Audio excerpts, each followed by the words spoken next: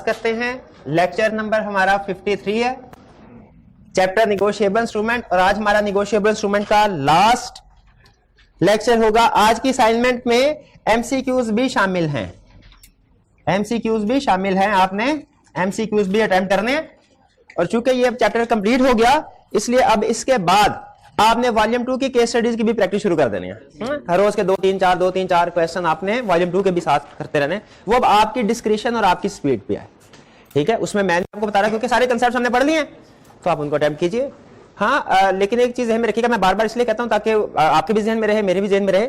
हमने कुछ revision classes conduct करवानी है कंपनी लॉ के चैप्टर्स की।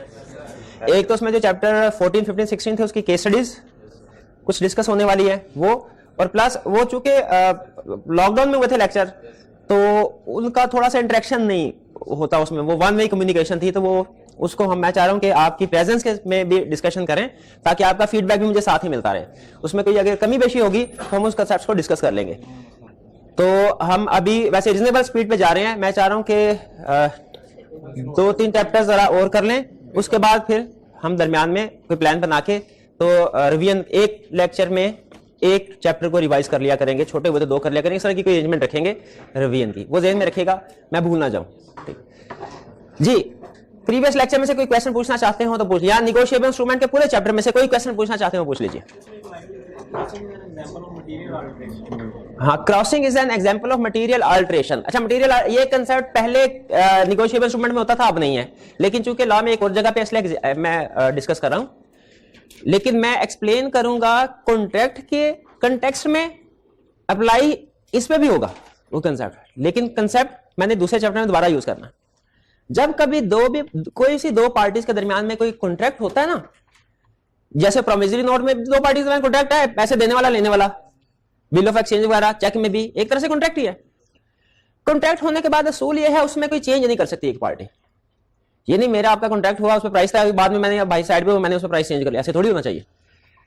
अच्छा, अगर मैंने इन भाईजान को कॉन्ट्रैक्ट किया और बाद में कोई अल्टरेशन करता हूं, चेंज करता हूं, मटेरियल अल्टरेशन करता हूं, ठीक है, मटेरियल अल्टरेशन करता हूं, तो वो कॉन्ट्रैक्ट नल एंड वाइड हो जाता है, वो कॉन्ट्रैक्ट। लेकिन कुछ केसेस हैं जिनमें मटेरियल अल्टरेशन को वैलिड समझा जाता है। जैसे पहली एग्जांपल, मैं और भाई दोनों एग्री कर जाएं, पार्टीज की म्यूचुअल कंसेंट के साथ अगर मटेरियल अल्टरेशन हो वो वैलिड है, और कुछ लॉ बताता है कि ये मटेरियल अल्टरेशन होगी, ये वैलिड है।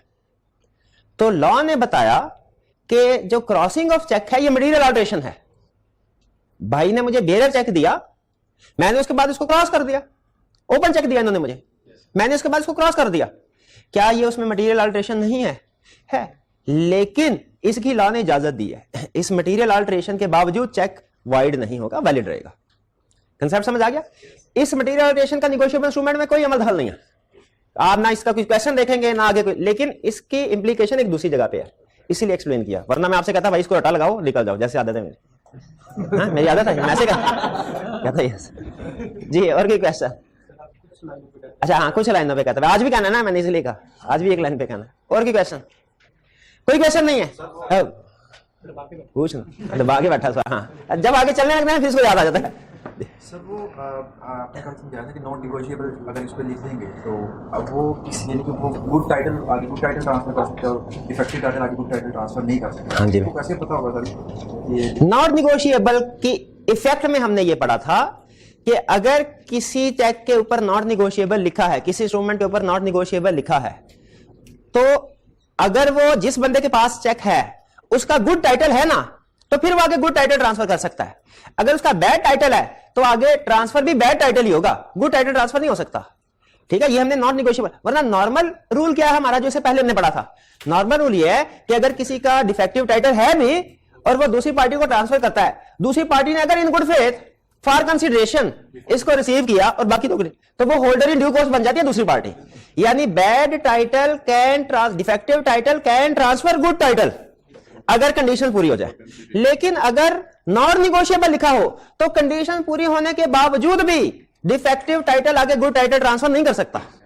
अब इसका मतलब क्या हुआ? ये तो लीगल रिक्वायरमेंट हो गई, इसकी इंप्लीकेशन क्या, इफेक्ट क्या हुआ प्रैक्टिकल लाइफ में? ये कि अगर मुझे कोई बंदा चेक दे, उसके ऊपर नॉन निगोशिएबल नहीं लिखा हुआ, तो मुझे टेंशन कोई नहीं, मैं उसको चीजें दे दूंगा, कि भाई ये चीजें ले जाओ, मुझे पता है मैं होल्डर इन ड्यू कोर्स बन गया। लेकिन अगर मुझे चेक दिया, मैं दुकान में बैठा हूं, नॉट निगोशिएबल लिखा है, इसको मैं सामान नहीं बेचूंगा, पहले क्या कहूंगा, कंफर्म करो तुम्हारा इसके ऊपर गुड टाइटल है, क्योंकि नॉट निगोशिएबल के केस में अगर बाद में उसका डिफेक्टिव टाइटल निकला है तो मेरा भी टाइटल डिफेक्टिव होगा।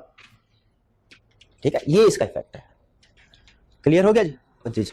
सर स्पेशल क्रॉसिंग में आपने बताया कि जैसे बैंकर अगर किसी वजह से बीमार है वो एजेंट जाएगा और दोबारा क्रॉसिंग करेगा, तो सर अगर एजेंट उसी बैंक का है तो दोबारा क्रॉसिंग की क्या जरूरत है? नहीं, मैंने ये बताया था कि अगर स्पेशल क्रॉसिंग बैंक करता है, वो बेसिकली स्पेशल क्रॉसिंग हमेशा होती है बैंक के नाम से, ये तो कंफर्म रखिएगा, बैंक करता है। अब क्या स्पेशल क्रॉसिंग एक से ज्यादा दफा हो सकती है? बिल्कुल हो सकती है, एजेंट फॉर कलेक्शन के केस में, लेकिन सिर्फ कि बैंक ने किसी अपने एजेंट को दी फॉर कलेक्शन, अगर तो वो उसी बैंक का बंदा हो तो फिर तो याद रखिए वो एजेंट है नहीं, वो तो बैंक ही समझा जाएगा। ये असल में जो एजेंट होता है ना, ये भी नॉर्मली कोई दूसरे बैंक के अदर देन बैंक कोई दूसरी पार्टी होती है, तो सर वो फिर पैसे लेके हमारे अकाउंट में क्रेडिट कर देगा। वो दोनों की लगेगी, स्टैंप दोनों की लगेगी, मिजान बैंक की भी लगेगी, फैसल बैंक की भी लगेगी। मिजान बैंक ने साथ फैसल बैंक वाले से कहा यार तुमने तो जाना ही है, ये मेरा चेक पकड़ दे जाओ, हाँ, तो फिर उसके ऊपर स्पेशल क्रॉसिंग एकदम मिजान बैंक फिर फैसल बैंक होगी। तो अगर एग्जाम में आपसे पूछे कि स्पेशल क्रॉसिंग ट्वाइस पॉसिबल है कि नहीं, आपने क्या कहना है, लेकिन ये साथ में जरूर मेंशन करना है किस केस में पॉसिबल। और कोई क्वेश्चन?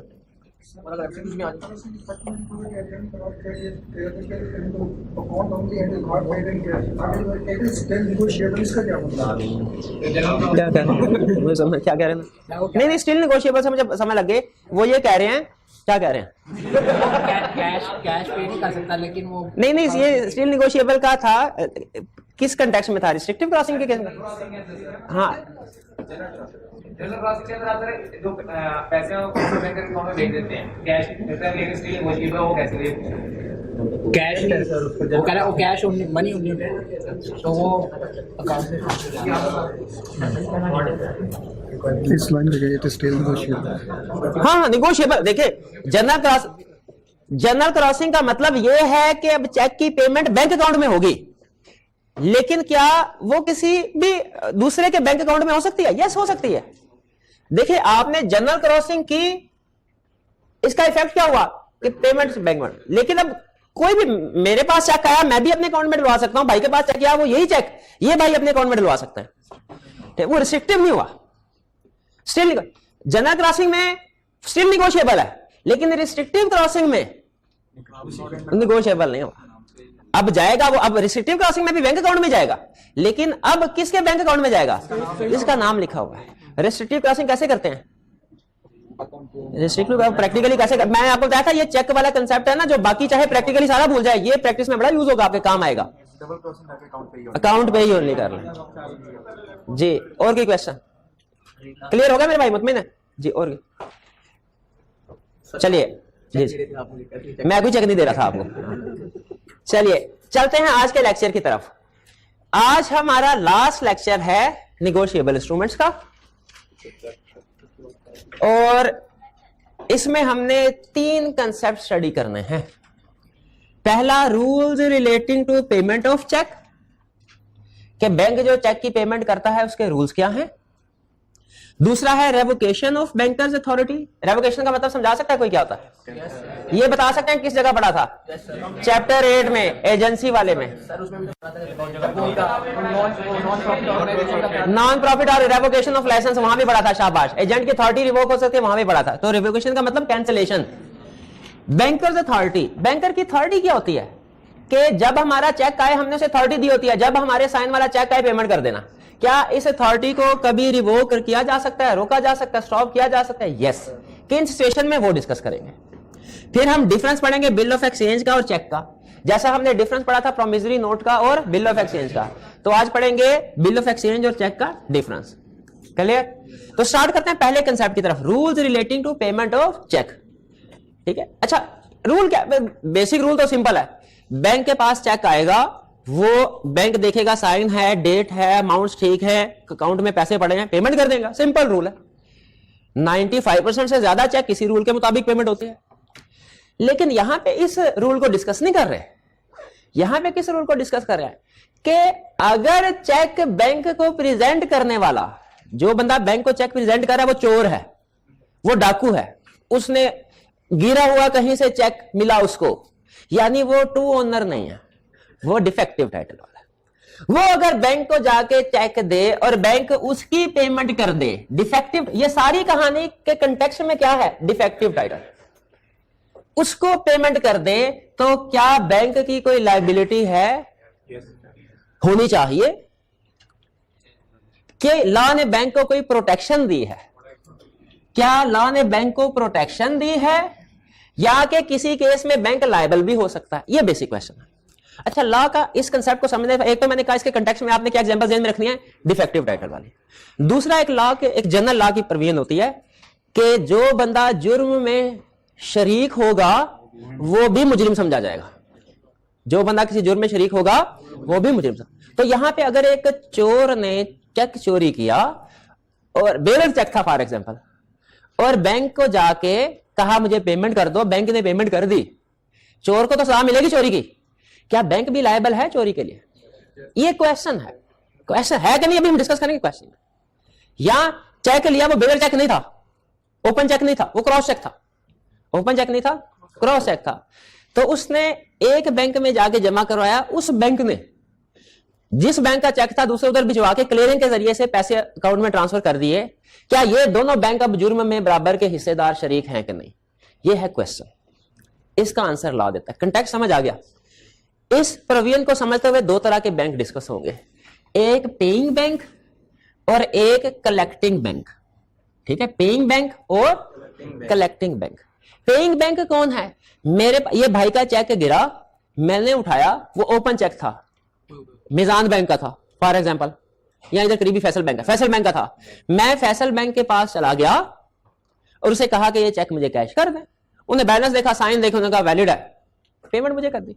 यहां पे जो फैसल बैंक है ये पेइंग बैंक है, जो पेमेंट करता है। पेइंग बैंक समझ आ गई? दूसरी टर्म है कलेक्टिंग बैंक। कलेक्टिंग बैंक, मैं कैशियर के पास गया, मैंने उनसे कहा सर वो जो एक्स्ट्रा क्लास पढ़ाई थी उसका 5,000 तो दी थी, उन्होंने मुझे 5,000 दिया, साथ ही मैंने देखा एक चेक पड़ा हुआ था, हाथ की सफाई से चेक क्रॉस हुआ था, पे के आगे किसी का नाम नहीं लिखा हुआ था, क्रॉस हुआ था। ठीक है, और फर्ज कीजिए राइस का अकाउंट है एबीएल में, अलाइड बैंक में, मैंने चेक पकड़ा, मेरा अकाउंट है मिजान बैंक में, मैंने अब क्रॉस तो हुआ था लेकिन आगे पे नाम नहीं किसी का लिखा हुआ था, मैंने क्या किया, अपना नाम लिख दिया, मिजान बैंक को दे दिया, मिजान बैंक ने क्लियरिंग प्रोसेस में भिजवाया और अलाइड बैंक से पैसे लेके मेरे अकाउंट में डाल दिए। इस एग्जांपल में ये जो क्रॉसिंग, इस एग्जांपल में जो मिजान बैंक है ये है कलेक्टिंग बैंक, इसने पैसे चेक के कलेक्ट किए, और अलाइड बैंक कौन है, पेइंग बैंक। ये टर्म नहीं, कोई बात नहीं, कोई बात। तो ये कंसेप्ट टर्म समझ आ गई। अब कंसेप्ट शुरू करते हैं। वो कहते हैं चोरी का चेक अगर होगा, डिफेक्टिव टाइटल का चेक होगा और पेइंग बैंक पेमेंट कर देता है, क्या वो लायबल है ट्रू ओनर को? इसका जवाब है अगर उसने पेमेंट की है इन ड्यू कोर्स तो वो लायबल नहीं है। अगर पेमेंट की है out of due course, payment in due course के केस में लायबल, और payment out of due course के केस में लायबल है, और होना भी ऐसे चाहिए। पेमेंट इन ड्यू कोर्स के क्या कंडीशन थी याद है? Consideration, good faith without negligence, tenure के, ठीक है, याद है ना वो? चले, तो मुझे बताइए पहले वाली एग्जांपल में भाई का जो चेक गिरा था, मैं ले जाके, ये फैसल बैंक का चेक था, मैंने फैसल बैंक को दे दिया, फैसल बैंक ने मुझे पैसे दे दिए, कौन सा रूल लगेगा, कलेक्टिंग बैंक वाला रूल लगेगा कि पेइंग बैंक वाला? पेइंग। क्या फैसल बैंक ट्रू ओनर को लायबल है? ये एफआईआर में सिर्फ मेरा नाम दर्ज करवाएंगे कि फैसल बैंक का भी? सिर्फ फैसल बैंक ट्रू ओनर को लायबल क्यों नहीं है? क्योंकि उसने पेमेंट इन ड्यू कोर्स किया। क्लियर हुई है बात? इसको लगा रहा हूं टिक, आगे चलते हैं। अब दूसरी एग्जांपल, कलेक्टिंग बैंक की तरफ आ जाए। ठीक है, ये क्लियरिंग का चेक, राइस का चेक मेरे हाथ लगा, मैंने मिजान बैंक में जमा करवा दिया, उसने एबीएल से ले लिया। क्या राइस अलाइड बैंक के खिलाफ कोई लीगल एक्शन ले सकता है? क्यों नहीं ले सकता? क्यों नहीं? लीगली बताइए क्यों नहीं ले सकता? क्योंकि अलाइड बैंक पेइंग बैंक है, और अगर पेइंग बैंक ने पेमेंट इन ड्यू कोर्स कर दी तो वो लायबल नहीं है, अलाइड बैंक लायबल नहीं है। ठीक है, दूसरा क्वेश्चन, क्या मिजान बैंक लायबल है? राइज ये कह सकता है मिजान बैंक को, भाई तुमने चोर की चोरी में मदद की, तुम बराबर के शरीक हो। मिजान बैंक कलेक्टिंग बैंक। अब मिजान बैंक अपने आप को कैसे डिफेंड करेगा? इसमें याद रखें पेइंग बैंक वाला रूल नहीं लगेगा, कलेक्टिंग बैंक वाला रूल लगेगा। और मीजान बैंक की पोजीशन जरा ज्यादा खतरे वाली है, ठीक है, इसीलिए इसकी कंडीशन ज्यादा है। लॉ क्या कहता है? कहता है अगर कोई कलेक्टिंग बैंक है ना, वो कोई ऐसे चेक की कलेक्शन कर लेता है जिसका टाइटल डिफेक्टिव है, जो चोरी का है, तो कलेक्टिंग बैंक लायबल नहीं होगा ट्रू ओनर को, अगर ये 1, 2, 3 कंडीशन पूरी कर दी जाए। कौन सी 3 कंडीशन? पहली, अगर collecting bank acted in good faith without negligence हो, उसने गुड फेथ में विदाउट नेग्लिजेंस एक्ट किया। इसका मतलब क्या कहना चाह रहा है? कि उसे पता ना हो कि ये चोरी का है। पहली कंडीशन पूरी हो गई। दूसरी कंडीशन, अच्छा आपको पता है, आपने कभी कोई लीगल ड्रामा वगैरह या मूवी देखी हो, तो जब जुर्म होता है ना, उसका एक मोटिव साबित करना होता है कि किस मकसद के लिए जुर्म किया गया, ठीक है, मोटिव। हाँ, वजह, रीजन क्या? तो यहां दूसरी कंडीशन मोटिव से रिलेट करती है। मीजान बैंक कहेगा सर मेरा तो कोई मोटिव ही नहीं था, क्या ये जो पैसे आए हैं ये कौन से मेरी जेब में गए हैं, मुझे तो 1 रुपए का कसम ले ले 1 रुपए का फायदा नहीं हुआ, मैंने तो कस्टमर के बिहाफ से पैसे रिसीव किए थे एबीएल से और सारे के सारे कस्टमर के अकाउंट में डाल दिए, मेरा चेक नहीं था, मेरे अकाउंट में नहीं, किसके अकाउंट में गया? ये दूसरी कंडीशन, कि बैंक साबित करे कि उसने पेमेंट रिसीव की है ऑन बिहाफ ऑफ कस्टमर, अपने लिए पेमेंट रिसीव नहीं की। और तीसरी कंडीशन है cheque was already crossed before coming into his hand. ये वैसे याद करने वाली प्रोविजन है, लेकिन मैं समझाने की भी कोशिश करता हूं, शायद समझ आए। इसमें सिर्फ इतनी बात कर रहा है कि ये वाला कंसेप्ट जो है ना, ये वाला, ये ओपन चेक पे भी अप्लाई हो सकता है, क्रॉस पे भी। ओपन में भी एग्जांपल दी, क्रॉस में भी। ये वाला जो कंसेप्ट ना कलेक्टिंग बैंक वाला, ये सिर्फ और सिर्फ क्रॉस चेक के केस में अप्लाई होगा। यहां पे ये बता रहा है cheque was already cross before, यानी जो चेक जिसकी ये कहानी चल रही है डिफेक्टिव टाइटल, वो क्या था? क्रॉस चेक था। इसका मतलब ये, मैं समझ आ गई। तो बताइए, कलेक्टिंग बैंक ने अगर चोरी का चेक था, पेमेंट हो गई, कलेक्टिंग बैंक ने अपने आप को प्रोटेक्ट करना है, कैसे करे? 3 कलेक्ट दे दिया। मेरे कलेक्टिंग बैंक की 3 कंडीशन है, पेइंग की एक ही है, फर्क रखिएगा। कलेक्टिंग बैंक का पूछ रहा है कि पेइंग का क्या क्या? Payment in good faith without negligence, दूसरा ऑन बिहाफ ऑफ कस्टमर, तीसरा cheque was crossed before coming to his. Clear हो गया? अच्छा, इसके बाद ना एक प्रैक्टिकल, प्योर प्रैक्टिकल चीज बता रहा है, पता नहीं क्यों उसने बताई, जरूरत नहीं थी मेरे ख्याल में, लेकिन बहरहाल उसने बताई है तो मैं आपके साथ शेयर कर रहा हूं। नॉर्मली होता क्या है, आपने अगर कभी बैंक में चेक जमा कराए ना, आजकल तो एसएमएस सर्विस एक्टिवेट करते हैं, अकाउंट में जो भी आया गया पैसा आपको मैसेज आ जाता है। आपने कभी नोट किया, अगर क्लियरिंग का चेक जमा करवाएं आज, तो आपको क्रेडिट मैसेज आज नहीं आएगा, क्या आपके अकाउंट में शाम को या अगले दिन आएगा, जब चेक क्लियर हो जाएगा तब आएगा, अभी नहीं। हमने बैंक से पूछा अभी क्यों नहीं मैसेज, उन्होंने कहा सर हम अभी मैसेज कर दें, चेक क्लियरिंग में एबीएल के पास भेजना है, आज अभी क्रेडिट कर दे, आप बाहर निकले एटीएम से और पैसे निकलवा लें, और हम एबीएल के पास जाए तो वो कहे तो फंड्स में उसके अकाउंट में पैसे नहीं है, चेक डिसऑनर हो जाए, तो हम तो मारे गए ना, कि एक तरफ पैसे दे दिए और दूसरी तरफ रिसीव ही नहीं हुए। तो इसलिए जब तक एबीएल से पैसे आते नहीं हैं, हम कस्टमर के अकाउंट में डालते भी नहीं पैसे। ये क्लियरिंग का रूल है। लेकिन कुछ बैंक रिकॉर्ड पर्पस के लिए क्या करते हैं, मैंने प्रैक्टिकली एक बैंक में ये देखा था, वो ये काम करते थे, कस्टमर का आज चेक आया ना, क्लियरिंग में चाहे क्लियर होगा 2 दिन बाद, वो आज ही कस्टमर के अकाउंट में क्रेडिट कर देते थे। लेकिन क्रेडिट करने के साथ उधर स्टैरिक मार्क कर देते थे, और वो एक टर्म बोला करते थे, प्रैक्टिस की टर्म है, वो कहते थे ये कस्टमर के अकाउंट में तो शो हो रहा है ताकि पता चल जाए इसने चेक भेजा हुआ है जो क्लियरिंग के लिए, लेकिन कस्टमर की ड्राइंग पावर में नहीं आएगा। ड्राइंग पावर का मतलब क्या है, निकलवा आ नहीं सकता। जब चेक क्लियर हो जाता था वो स्टैरिक मार्क रिमूव कर देते, फिर कस्टमर निकलवा सकता। तो अगर उन्होंने प्रोविजनली कस्टमर के अकाउंट में डाल दिए पैसे और चेक भेज दिया एबीएल को, ये चेक था चोरी का, एबीएल ने पेमेंट कर दी, सोच के बताइए ये दूसरी वाली कंडीशन पूरी हो रही है कि नहीं, कि मीजान बैंक ने पेमेंट रिसीव की ऑन बिहाफ ऑफ कस्टमर। आप कहेंगे पूरी हो रही है, लेकिन अलाइड बैंक का वकील क्या कहेगा, कहेगा ठहर जाएं, आप कह रहे हैं ये क्लियरिंग वाला चेक जो एबीएल ने आपको पेमेंट की आपका नहीं था, कस्टमर का था। मीजान बैंक कहेगा बिल्कुल कस्टमर का था। उन्होंने कहा कस्टमर को तो आपने पैसे दे दिए थे उसके अकाउंट में डाल के, तो ये इसका मतलब है कस्टमर को तो इस चेक के पैसे मिल गए, ये चेक कस्टमर का नहीं है आपका है, और अब आपने received payment on behalf of customer नहीं बल्कि received payment on your behalf, क्योंकि आपने वैल्यू दे दी कंसीडरेशन, तो ये चेक आपका हो गया। देखिए लॉयर इस तरह पॉइंट उठाते हैं, बजाहिर लगता है कि ये भोंगा सा पॉइंट है, लेकिन लॉयर इसी पॉइंट्स के ऊपर गेम खेलते हैं अपने सारे। तो देखिए बताइए, क्या अब अगर ड्राइंग कस्टमर के अकाउंट में पैसे डाल दिए हो तो ये चेक लीगली लग रहा है ना कि बैंक का हो गया। इसीलिए लॉ ने क्लियर करने के लिए प्रोविजन लिख दी कि ये प्रोटेक्शन स्टिल अवेलेबल रहेगी, यानी ये चेक स्टिल कस्टमर का ही समझा जाएगा। कब? अगर बैंक क्रेडिट कर दे कस्टमर को अकाउंट को बिफोर रिसीविंग पेमेंट। अगर मिजान बैंक मेरे अकाउंट में प्रोविजनली एंट्री कर देता है अलाइड बैंक से पैसे वसूल करने से पहले, तो स्टिल ये चेक किसका समझा जाएगा? कस्टमर का है, क्योंकि उसने सिर्फ प्रोविजनल एंट्री की। तो ये वाली कंडीशन स्टिल एप्लीकेबल होगी। ये कंडीशन एप्लीकेबल होगी तो प्रोटेक्शन भी अवेलेबल होगी। क्लियर हुई? तो केस स्टडी में आपने पेइंग बैंक का केस है कि कलेक्टिंग बैंक है, ये ध्यान रखना है। और पेइंग की कंडीशन ये लिखनी है और कलेक्टिंग की तीनों। क्लियर? कोई प्रॉब्लम तो नहीं है। आगे काम हमारा आसान। क्या? पेमेंट ऑफ अकाउंट पेई चेक। अकाउंट पेई चेक कौन सा वाला होता है?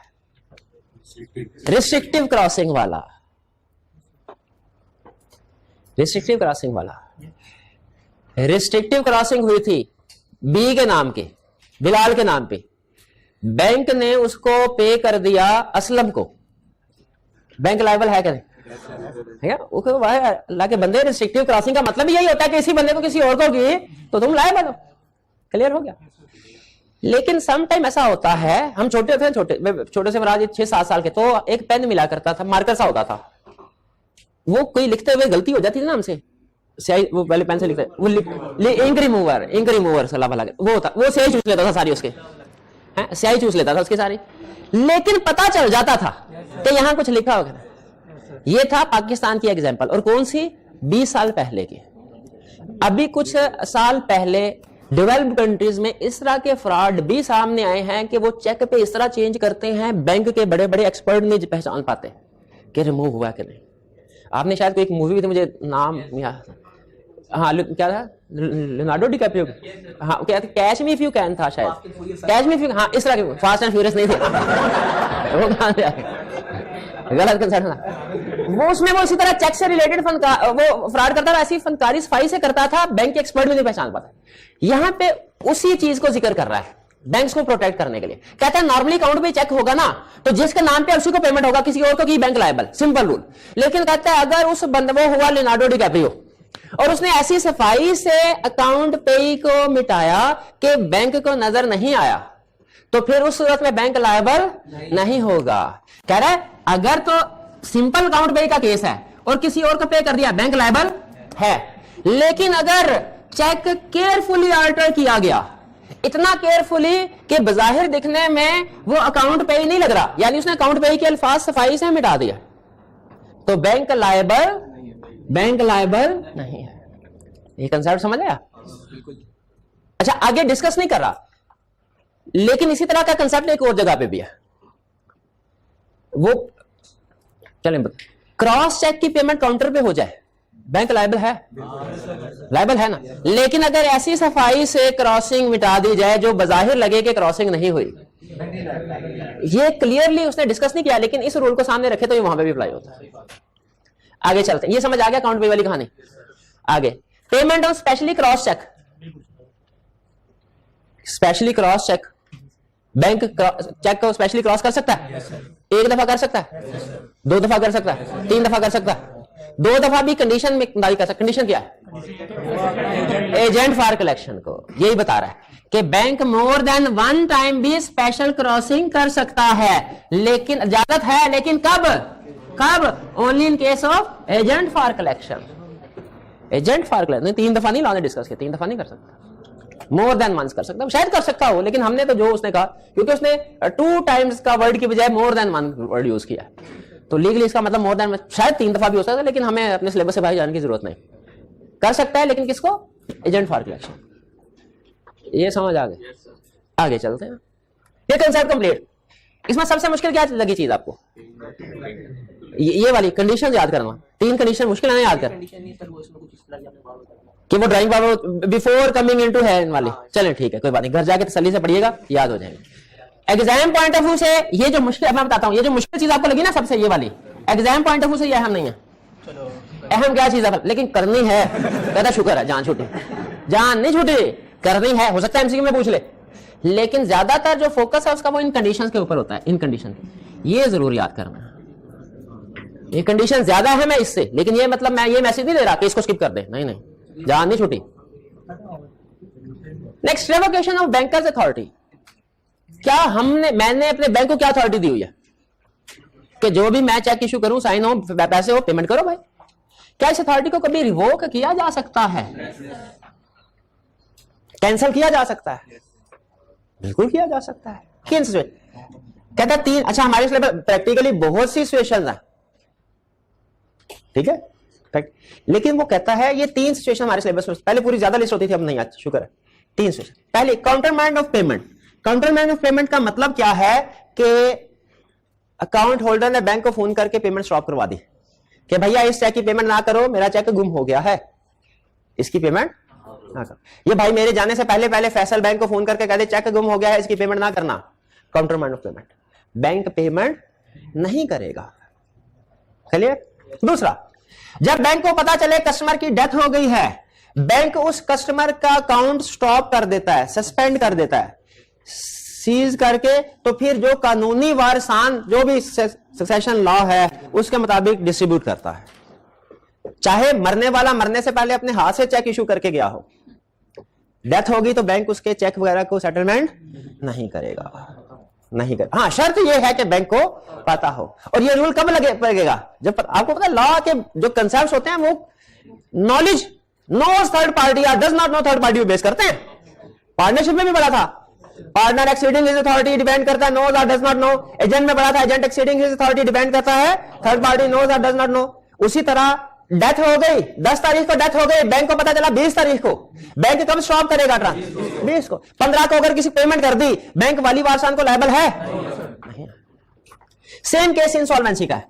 जब कोई कस्टमर इंसॉल्वेंट हो जाए, बैंक पेमेंट नहीं करता उसके, लेकिन कब?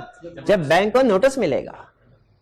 उससे पहले नोटिस ऑफ 10 तारीख को इंसॉल्वेंट हुआ, बैंक को पता चला 20 तारीख को, चेक इशू किया हुआ था 8 तारीख का, प्रेजेंट हुआ 15 को, 15 को इंसॉल्वेंट हो चुका है, बैंक को इतला नहीं मिली है, डेथ हो चुकी है या बैंक को इतला नहीं मिली, 15 को बैंक पेमेंट कर देता है, बैंक लायबल है? 25 को करता है, इतला दी थी, सोए पड़े थे, नहीं पेमेंट करनी थी, लायबल है बैंक। क्लियर हो? अच्छा, ये 3 कंडीशन, काउंटरमाइंड पेमेंट, डेथ, इंसॉल्वेंट। इसके अलावा प्रैक्टिकली और भी सिचुएशन है जिनमें पेमेंट को रोक दिया जाता है। कस्टमर के अकाउंट में पैसे नहीं है, साइन जो है स्पेसिमेन सिग्नेचर से मैच नहीं करते, ठीक है, चेक फटा हुआ है, धुला हुआ है, चाय जूस गिरा। अच्छा, हम ये लगता है भाई ने आईकॉम बीकॉम किया हुआ है ना, उसमें हम इस तरह लाइन बनाते थे, जूस गिरा हुआ है 1 पॉइंट, चाय गिरी हुई है 2रा पॉइंट, कोई गिरी हुई है 3रा पॉइंट। इसे से दादा लगा लिया आईकॉम बीकॉम कितना गिरा हुआ है। बहरहाल चले, नहीं मैं ये नहीं कहा है, नहीं, लेकिन हमारे बस सिस्टम ने उसको बना दिया, वरना उसमें जो कंसेप्ट है ना, तरीके से पढ़ाए हो, वो बड़ी कमाल की चीज, लेकिन जो तरीका वारदात होता है हमारे एजुकेशन। हाँ जी, इंपॉर्टेंट कंसेप्ट क्या है?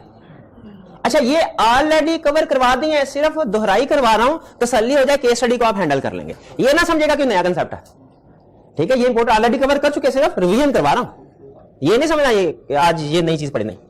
कह रहा है अगर ड्रॉर के फॉर्ज सिग्नेचर होंगे, बैंक लायबल है कि पेमेंट कर देता? अगर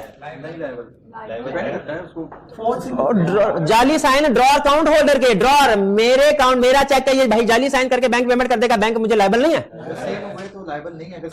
सेम नहीं, उसको सेम होगा तो मेरे ही होंगे ना, स्पेसिमेन सिग्नेचर से मैच करेगा। अगर उसने मैच नहीं किए, जाली साइन थे, मैच नहीं किए, और याद रखें बैंक एक्सपर्ट होते हैं, आपको लगेगा सेम है, बैंक कहेगा सेम नहीं है। आप जाली नोट सही नोट में फर्क कर सकते हैं, बैंक वाला कर सकता है, उसका रोज का काम है, तो आपको लगेगा नहीं, आप वही कर सकते हैं, इसके ऊपर ईद मुबारक लिखा होता है, और कोई नहीं डिफरेंशिएट कर सकते। तो फॉर सिग्नेचर अगर है ड्रॉर के, क्योंकि ड्रॉर का स्पेसिमेन सिग्नेचर बैंक के पास होता है, अगर इसके जाली साइन है, बैंक पेमेंट करता है, बैंक लायबल है। लेकिन अगर कोई इंडोर्सर के जाली साइन हो, फिर क्यों? बैंक के पास इंडोर्सर के स्पेसिमेन सिग्नेचर होते ही नहीं है, ठीक है, ये कंसेप्ट क्लियर हो गया? ये पहले बताया हुआ था ना, क्रॉस चेक की पेमेंट काउंटर पे हो जाए, बैंक लायबल है, ये भी बताया हुआ था। अकाउंट पे को किसी और के अकाउंट में पैसे डाल दिए, लेकिन अगर सफाई सुथराई के साथ अल्टरेशन की गई है, ये लायबल, ठीक है। ये तीनों कंसेप्ट पढ़े हुए हैं, नया कंसेप्ट कोई नहीं है, सिर्फ केस स्टडी के लिए है, मैं इसीलिए बताया आपको। क्लियर? आगे चलें। क्या बिल ऑफ एक्सचेंज और चेक में फर्क? अगर तो आपने बिल ऑफ एक्सचेंज का टॉपिक सही से पढ़ा है, चेक का टॉपिक सही से पढ़ा है, तो आप कहेंगे सर इस कंसेप्ट को रहने दे, ये हमें आता रहने दे, अच्छा रहने दे तो फिर मुझे बताइए। अब ये इधर नहीं, आप इधर नहीं देखना, नहीं इधर देख। Acceptance bye ड्रॉई, bill of exchange में एक्सेप्टेंस बाय ड्रॉई जरूरी होती है चेक के केस में। ड्रॉई बिल ऑफ एक्सचेंज के केस में कोई भी हो सकता है, चेक के केस में ड्रॉई बैंक, शाबाश। बिल ऑफ एक्सचेंज में पेएबल ऑन डिमांड हो सकता है कि टाइम के दोनों, चेक के केस में डिमांड। हाँ आपका favourite point, bill of exchange के केस में पेएबल टू बेयरर हो सकता है, लेकिन अच्छा ये ना बोलिएगा पेएबल टू बेयरर हो सकता है, पेएबल ऑन डिमांड नहीं हो सकता। ये नहीं, पेएबल टू बेयरर, हाँ payable to bearer, payable to bearer हो सकता है, ऑन डिमांड दोनों मिला के फिर पूरा कंसेप्ट बनेगा। सिर्फ पेएबल टू बेयरर या सिर्फ पेएबल टू डिमांड नहीं करना बिल ऑफ एक्सचेंज। तो बताइए प्रोमिसरी नोट के केस में पेएबल टू बेयरर हो सकता है? वो तो बिल्कुल ही नहीं हो सकता। Bill of exchange payable to bearer हो सकता है, लेकिन payable to bearer on demand नहीं हो सकता। और चेक पेएबल टू बेयरर भी हो सकता है और payable to bearer on demand भी हो सकता है। स्टैंप किसमें? बिल ऑफ एक्सचेंज में रेवेन्यू स्टैंप। चेक में क्रॉसिंग बिल ऑफ एक्सचेंज की कर सकते हैं, हाँ चेक की कर सकते हैं। स्टॉपिंग ऑफ पेमेंट, चेक की पेमेंट स्टॉप करवा सकते हैं इशू करने का। बिल ऑफ एक्सचेंज के लिए आपके साथ डिसऑनर का केस हो जाएगा। नोटिंग और प्रोटेस्टिंग, ये क्या होता है? देखिए अगर बिल ऑफ एक्सचेंज की प्रोमिसरी नोट डिसऑनर हो जाए तो जिस बंदे ने पैसे लेने थे वो कानूनी कार्रवाई करेगा। उसके लिए साबित करना पड़ता है चेक वाकई डिसऑनर हुआ है। वो तो पर्सनली जाके उसने प्रेजेंट किया ना ड्राई को कि भैया इसकी पेमेंट कर दो। तो दरमियान में कोई कानूनी सरकारी कार्रवाई जरूरी होती है promissory note bill of exchange. तो एक रजिस्ट्रार, जिस तरह कंपनी का रजिस्ट्रार होता है ना, उसी तरह निगोशिएबल इंस्ट्रूमेंट का भी एक रजिस्ट्रार होता है। उसके पास ले जाते हैं, उसे कहते हैं भैया ये बिल ऑफ एक्सचेंज था, प्रोमिसरी नोट था, इस पार्टी ने पेमेंट करनी थी, नहीं की। वो कहता है ठीक है, मैं ऑफिशियली स्टैंप लगाने से पहले कि डिसऑनर हो गया, एक दफा उनसे फोन करके पूछ लो। वो फोन करके पूछता है, अपनी कार्रवाई पूरी करता है, तसल्ली हो जाए डिसऑनर हो गया, फिर स्टैंप लगा के डिसऑनर। इसके बाद कानूनी कार्रवाई होगी। लेकिन चेक के, इसे कहते हैं noting and protesting. Noting and protesting. Cheque के केस में नोटिंग या प्रोटेस्टिंग की जरूरत नहीं होती, बैंक खुद ही स्टैंप लगा देता है कि ये डिसऑनर हो गया और उसके बाद आप कानूनी कार्रवाई कर सकते हैं। क्लियर हुई है बात? तो ये था हमारा difference between bill of exchange and cheque. और इसके साथ ही हमारा ये चैप्टर कंप्लीट। इसके एमसीक्यूज आपने अटेम्प्ट करने, आज की होम असाइनमेंट में एमसीक्यूज भी शामिल है। ठीक है जी, लेक्चर तो क्विज स्टार्ट करें। आपके पास 2 मिनट का टाइम है। क्विक रीडिंग करना चाहें तो कर लें, अगर सामने से क्विक रिवीजन करना चाहें तो कर लें। 2 मिनट के बाद हमारा क्विज स्टार्ट हो जाएगा। पॉज कीजिएगा सर।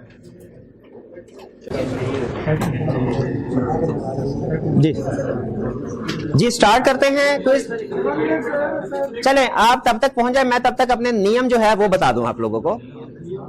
हाँ जी, आज का जो लेक्चर का क्विज हम स्टार्ट करने जा रहे हैं। तरीकाकार क्या है, आपने menti.com पे जाना, menti.com। जो ऊपर कोड आपको नजर आ रहा है 72094120, ये एंटर करना है और उसके बाद आप क्विज को ज्वाइन कर लेंगे। फिर पहले 1-2 स्लाइड्स नॉर्मल जाएंगी, फिर जब क्वेश्चन 1 स्टार्ट होगा तब आपसे वो आपका नाम पूछेगा। आपने उसमें राइज आईडी एंटर करना है, वरना क्विज के लिए डिस्क्वालीफाइड प्राइज नहीं मिलेगा। राइज आईडी एंटर करना है, उसके बाद फिर क्वेश्चंस 1 बाय 1 स्टार्ट होंगे। हम हर क्वेश्चन को, अगर उसमें प्रॉब्लम होगी तो आपने बता देना है, मैं उसको डिस्कस कर लूंगा, अगर नहीं तो फिर आगे चलेंगे। ठीक है, यानी डिस्कशन भी हमारी साथ ही साथ चलती रहेगी। स्टार्ट करें जी। आप पहुंच गए सर? बस ये ध्यान रखना है नेट डिस्कनेक्ट ना हो आपका। अगर डिस्कनेक्ट हुआ तो फिर आप पीछे रह जाएंगे। ठीक है, फिर आप क्विज में पार्टिसिपेट तो कर सकेंगे, लेकिन शायद फिर विनर कैटेगरी में ना आ सके, क्योंकि वो डिले को फिर रॉन्ग आंसर करता है। जी क्वेश्चन 10 नहीं है, 15 क्वेश्चन है आज में, बल्कि 17 क्वेश्चन है शायद। हाँ जी, छोटे छोटे क्वेश्चन, 10 नहीं, वो चेंज करना भूल गया, माफ कर दें। टॉप 5 स्टूडेंट्स को 50 रुपीज का प्राइज मिलेगा। हाँ जी, रुपीज इन 1000 नहीं है। चलिए स्टार्ट करें जी। चलें ज्वाइन कर ले जल्दी। आपको कोई ना कोई सिंबल असाइन कर दिया होगा उसने रैंडमली। करें जी स्टार्ट। अब इतना टाइम नहीं है मेरे भाई, अब इंतजार नहीं कर सकते, स्टार्ट करते हैं जी। पहला क्वेश्चन आपकी स्क्रीन पे।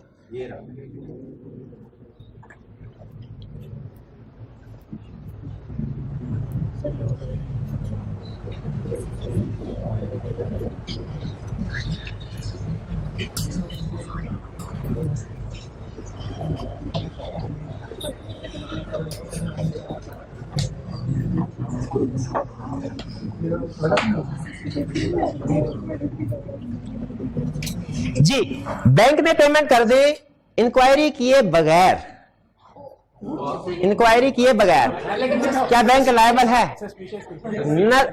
Because nothing was suspicious. भाई नथिंग वाज लिखा हुआ था, कोई सस्पिशियस नहीं था। याद रखे, बिल ऑफ एक्सचेंज के केस में इंक्वायरी करना लाजमी है, चेक के केस में नहीं। पेमेंट इन ड्यू कोर्सेज वाली कंडीशन देखेंगे ना तो यही बात करता है, क्योंकि सस्पिशियस वगैरह नहीं थे। तो इसका मतलब है बैंक क्या ट्रू ओनर को लायबल है? इसका जवाब है नहीं, नहीं लायबल था। हाँ, नहीं आप समझते सस्पिशियस लिखा हुआ ऊपर लिखा। अच्छा ठीक लगा, चलिए। नहीं सख्त नहीं है, हल्के है, आपकी तैयारी थोड़ी हल्की है। हाँ नरम ही अंदर, ठीक है। नहीं आगे चलते हैं जी।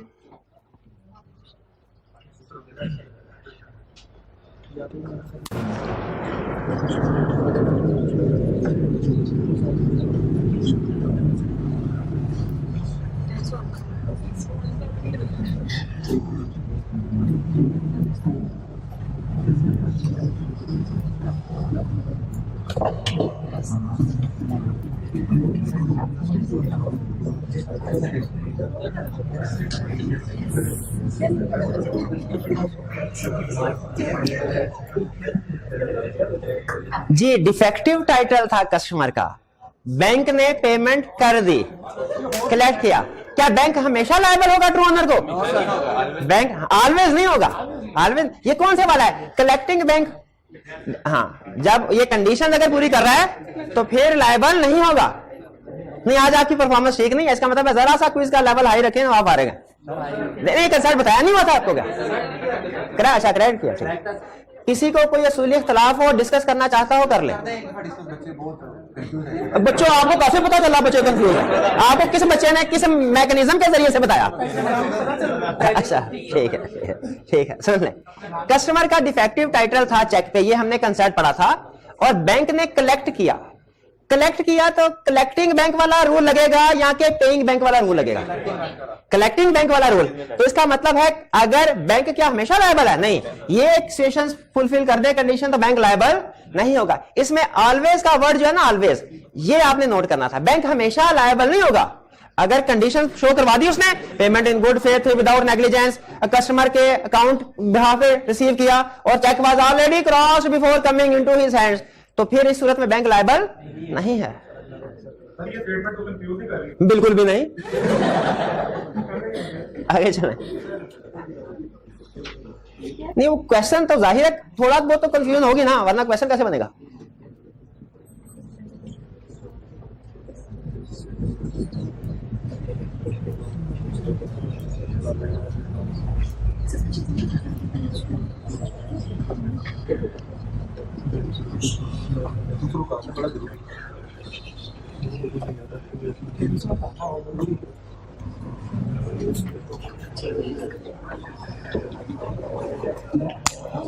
जी, बेयर चेक चोरी किया, होल्डर विद डिफेक्टिव टाइटल था, लेकिन बैंक ने पेमेंट कर दी। क्या बैंक लायबल है? नहीं। क्यों लायबल नहीं है? Nothing was suspicious, nothing suspicious. ठीक, आगे चलें। क्वेश्चन 4 ये राज स्क्रीन के सामने।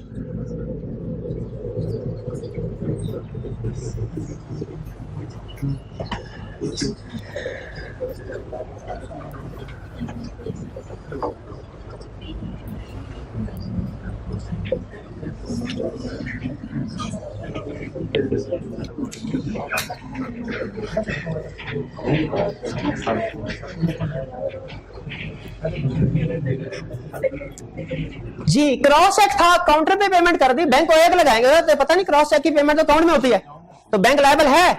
यस लायबल है। 6 स्टूडेंट का पे भी लायबल नहीं है।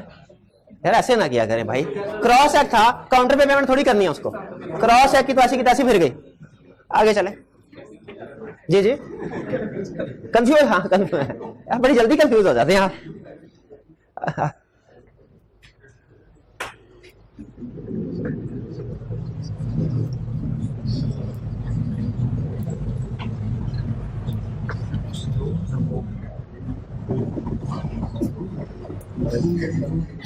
जी,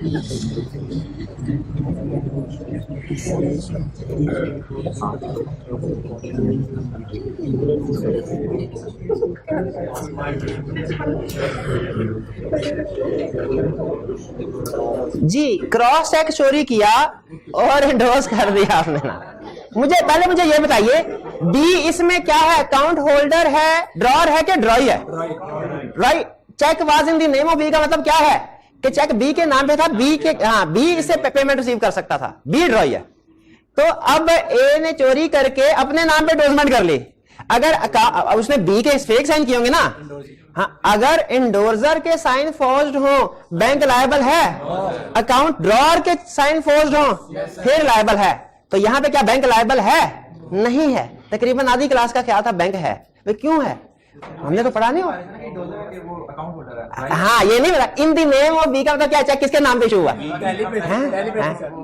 चेक, हाँ, चेक किसके नाम पे? भी क्लियर हुआ? इसमें प्रॉब्लम तो नहीं है ना कोई? जी, हाँ, वो बी खुद भी इंडोर्स कर सकता था, लेकिन चेक गुम हो गया, मेरे हाथ लग गया, मैंने बी के फेक साइन कर दिए। बैंक को तो नहीं पता चलेगा ना बी के फेक साइन है कि जेन्युइन है, उसके पास तो इंडोर्सर का है ही नहीं स्पेसिमन। अकाउंट होल्डर के होते हैं तो फिर सर चलें आगे चलते हैं। क्वेश्चन 6,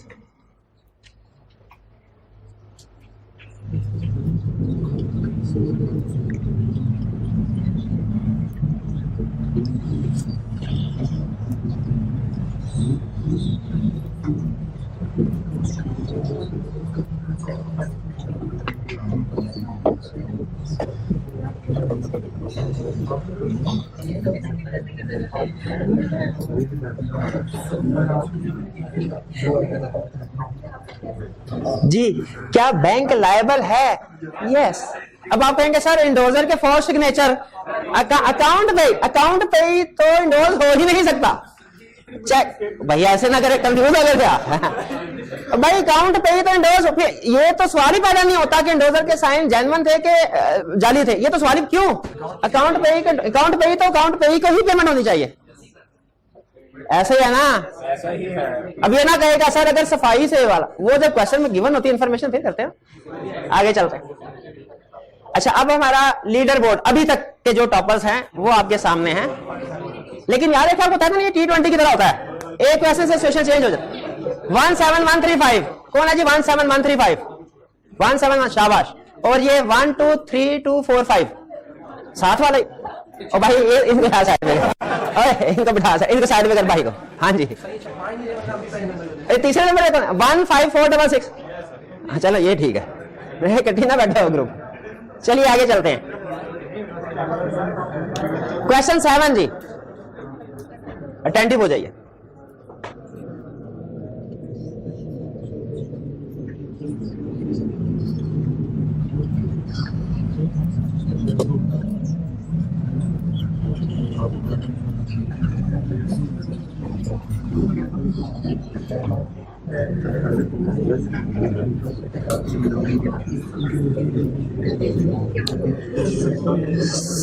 स्पेशल क्रॉसिंग कस्टमर की इजाजत के बगैर की, क्या बैंक लायबल है?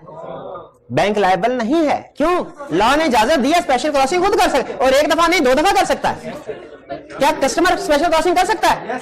वो भी कर सकता है, कस्टमर भी कर सकता है। क्रॉसिंग का याद नहीं क्या कंसेप्ट आपने? बैंक भी कर, बैंक तो डबल भी कर सकता है।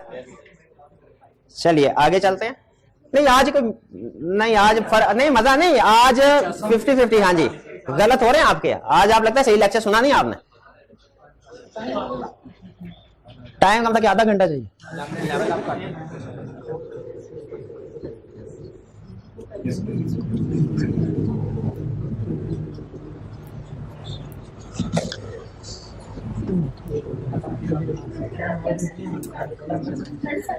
क्या बैंक चेक को 2 दफा उसने स्पेशली क्रॉस किया? स्टेटमेंट बतानी है। बैंक कभी भी क्रॉस नहीं कर सकता मोर देन वंस, हमेशा क्रॉस कर सकता है या क्या? सी ऑप्शन जी बिल्कुल, बैंक क्रॉस कर सकता है मोर देन वंस, लेकिन किस वक्त? सिंपल स्टेटमेंट देंगे ना, बैंक कभी भी डबल क्रॉसिंग नहीं कर सकता, वो भी गलत है। अगर कहेंगे ऑलवेज कर सकता है, वो भी गलत है। कंडीशन के साथ बताना है। Bank more than once special crossing कर सकता है लेकिन एजेंट फॉर कलेक्शन के केस में। आगे चलते हैं 9।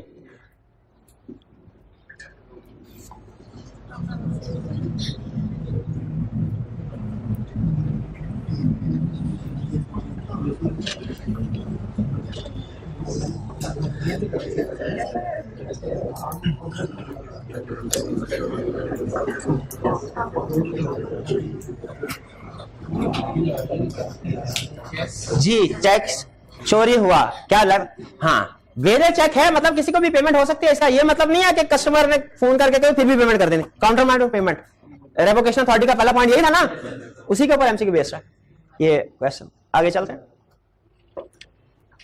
10th question.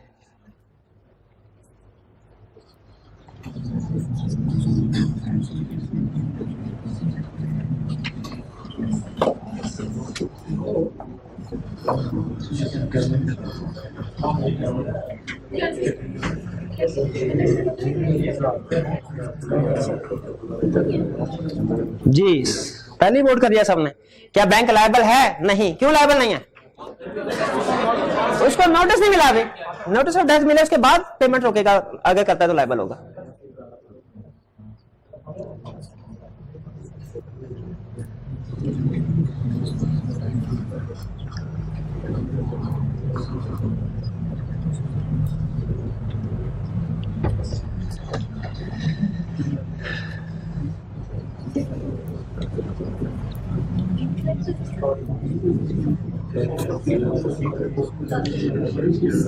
Bank can stop payment if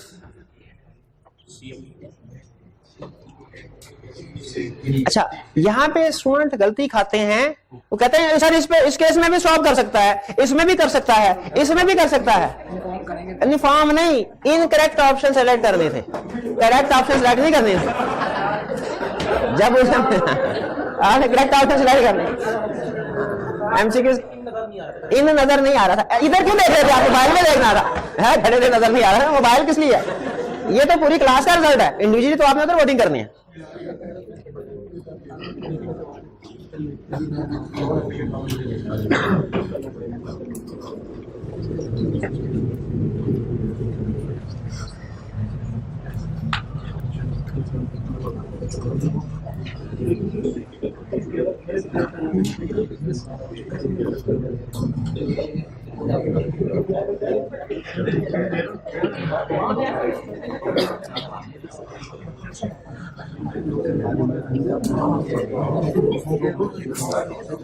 जी कौन सा इंस्ट्रूमेंट पेबल टू बेयर नहीं है फ्रॉम मिजरी नोट?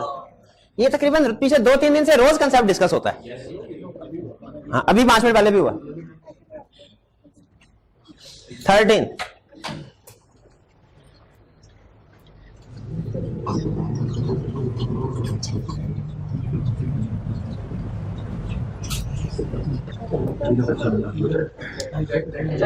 कौन सा भाई साहब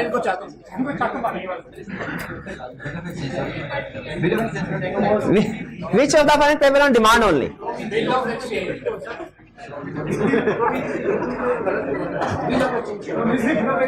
जी ठीक है चेक चेक। अच्छा ये पता नहीं 6 स्टूडेंट कौन से कहां से आते हैं? चलिए आगे चलते हैं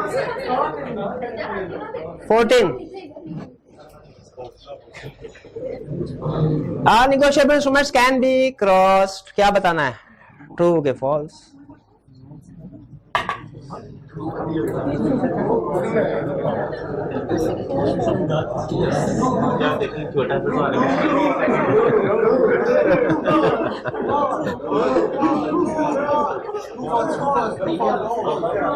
भाई इतना भी ना जोर दे।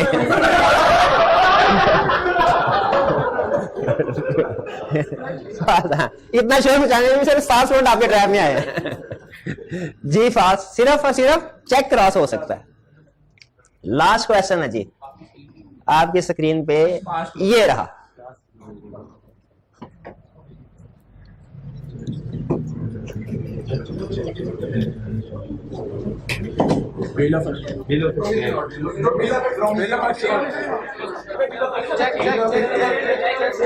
नहीं बस कर दे भाई, बस बस।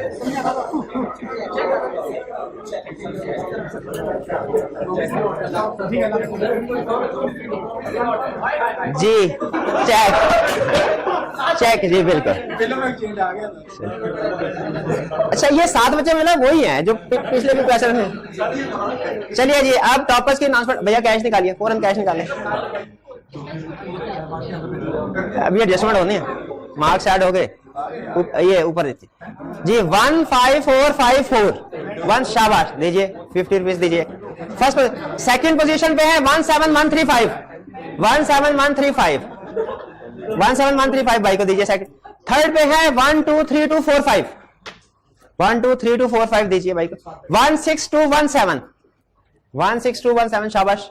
और फिफ्थ पे है 15975 15। हाँ जी आप शोर में जाने में मसरूफ रहे हैं, परफॉर्मेंस दिखा गया। चलिए आज का लेक्चर यहाँ पे खत्म करें। अच्छा एक छोटी सी आपसे ओपिनियन लेना है, ओपिनियन लेना है। 2 ऑप्शंस हैं लेक्चर के दौरान। 2 ऑप्शंस हैं। एक ऑप्शन ये है कि क्विज हम लेक्चर के एंड पे कंडक्ट करवाया करें। दूसरी ऑप्शन है कि लेक्चर के बाद आप घर जाएं, पढ़ लें, अगले दिन क्लास के स्टार्ट में करवाया जाए। क्या बेनिफिशियल है? पहली ऑप्शन मैं वोटिंग करवा लूं। पहली ऑप्शन क्या ये लेक्चर के एंड पे करवाना चाहिए, दूसरी ऑप्शन नेक्स्ट डे में। चलिए क्लास के एंड पे करवा लें। आज का लेक्चर खत्म करते हैं। अल्लाह।